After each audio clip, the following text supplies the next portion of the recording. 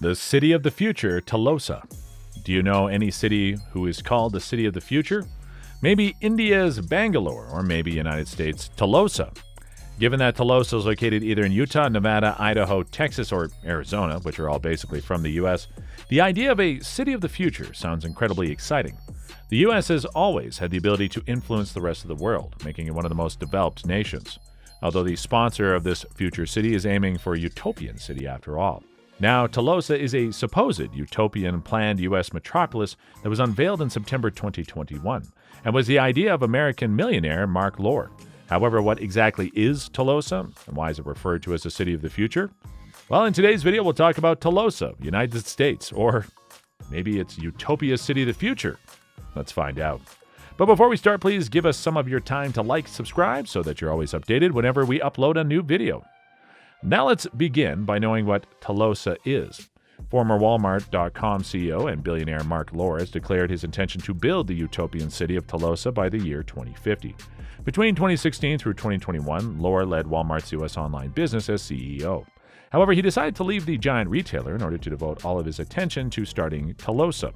As a child, Mark Lohr yearned to be a farmer and delighted in the notion of something blooming from nothing, all the while watching his father take calculated risks in risky economic enterprises. The 50-year-old billionaire's father, Peter, helped him build his hunger for taking chances, and it was that foundation from early life that is motivating him to concentrate on a spellbindingly ambitious project that many experts and commenters are considering to be nearly impossible. As one of the smartest individuals in technology, Fortune magazine dubbed Lohr a billionaire as well. But is this actually true? Well, let's see. Even before, cities are being created from the ground up at a never-before-seen rate throughout the planet. This is due in part to the fact that urbanization is being fueled by population increase and migration. However, it's also partly because the issues that older cities face, such as pollution, climate change, housing shortages, inequality, and congestion, seem to be getting worse. In that sense, U.S. billionaire Mark Lohr has countered with a proposal for a 5 million people in the southwestern U.S. deserts, a sustainable and egalitarian city. Lohr's interest in a sustainable and utopian metropolis for the future on Earth stands in stark contrast to that of fellow billionaires Jeff Bezos and Elon Musk, who each run their own aerospace companies with a focus on space exploration and the possibility of settling on Mars. Bezos' company is called Blue Origin, and Musk's is called SpaceX.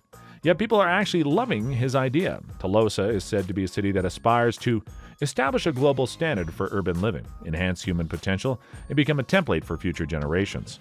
Telosa is derived from the ancient Greek term telos, which means higher purpose. Aristotle, a philosopher from ancient Greece, frequently used the phrase to investigate the meaning of the ultimate goal that a person or entity might expect to accomplish.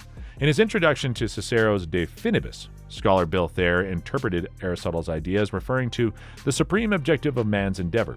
This makes it apparent that Lohr attempts to achieve the objective that humanity has had since its earliest days on Earth, creating the most prosperous and useful society conceivable.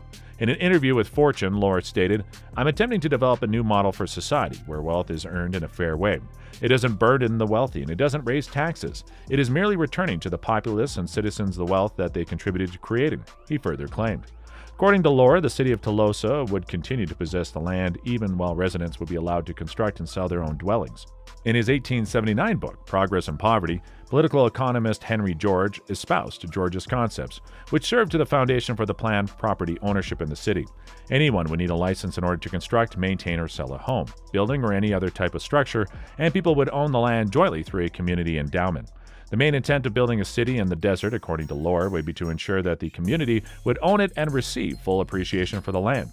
He coined the term equitism as a mix of equality and capitalism to describe his plan for the city. The enormous building known as Equitism Tower is intended to act as a beacon for the city. The proposed features of the skyscraper include a solar roof, aeroponic farms, and water storage areas. Okay, before we continue, we'd like to ask for a few moments of your time. If you want to support us, please leave a like and click on the subscribe button. This would help us create more engaging content for you. Now moving back to where we left off. Telosa is designed to be a 15-minute city, with residents having a 15-minute travel to employment, school, and essential products and services from their houses. An emphasis will be placed on walkability, the usage of scooters, bicycles, and autonomous electric vehicles, rather than the use of fossil fuel-powered vehicles throughout the city. Aside from the urban design and architecture, the city will, of course, feature a lot of greenery, public areas, and autonomous vehicles that travel at a moderate speed. Furthermore, this utopian city will feature an open and inclusive administration paradigm. Where will Telosa be actually located? Telosa, which will be constructed entirely from scratch, will be situated on land in a desert in the U.S. The exact location has not yet been decided, but it is likely to be in one of the states of Nevada, Utah, Idaho, Arizona, or Texas, though the Appalachian mountain range is also a possibility. An empty slate to build a new model on that. In Laura's words, returns to the investors, the residents, the value created by the land. The final location will surely be influenced by factors including climate, water availability, and logistical communication. Nevertheless, achieving social and political agreement for a city that, in the words of the former Walmart CEO, wants to produce solutions and enhance quality of life, will end for people, not with the technology, is currently the most important factor. The first phase of construction, which aims to welcome its first occupants by 2030, would cost $25 billion and have a capacity to house 50,000 people. To finish it, according to Laura, $400 billion will be required. This would be made possible with the help of benefactors, contributions, subsidies, and other funding sources.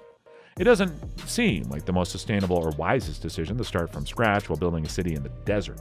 Telosa, on the other hand, appears to assure that the natural environment will be incorporated into the city. By what mentioned a while ago, prohibiting the entry of fossil fuel-powered vehicles into the city, which promotes for the air quality be preserved. The circular economy will put a significant emphasis on reuse and recycling, which will stop natural resources from being extracted and processed. The developers claim that a fund would be established in order to protect the area's natural resources and restore important wildlife habitat. The selection of residents. It is yet unknown how the first 50,000 people in Telosa will be chosen, but applications are most likely to be used. One thing Laura can guarantee is that racial, gender, sexual, and religious diversity will be a key priority. However, from the perspective of public perception, selection may be one of Telosa's biggest challenges. Simply mentioning citizenship requirements can have a discriminatory undertone. A venture capital fund that Laura established that might house firms moving to the city will be one incentive to entice people to Telosa. But what other professions would the first citizens pursue without some early encouragement to relocate there? Laura asserted, "We can't build a city. Architects, historians, academics, economists, creatives, designers, engineers, and climate specialists make up Laura's team of 50 volunteers and full-timers. We'll have to kickstart in an uncommon way, but the aim is we'll position the people to create a culture." However, on the other side of the road, experts take that the Telosa may be risky and difficult to predict how the city of the future would be constructed. A 2014 study claimed that the ability of eco-cities to accomplish their utopian objectives may be constrained by the realities of functioning within a profit-driven, entrepreneurial planning environment. Experts and researchers have long contended that too many financial obstacles can get in the way. Naturally, any ambitious enterprise necessitates making daring and dangerous decisions. Thus, perhaps we could put our faith in the process in this one. How about you? What do you think about the city of the future of Mark Lore? Let us know in the comments below. If you want more content related to this topic, make sure to check out our channel. Take care, and we'll see you in the next video.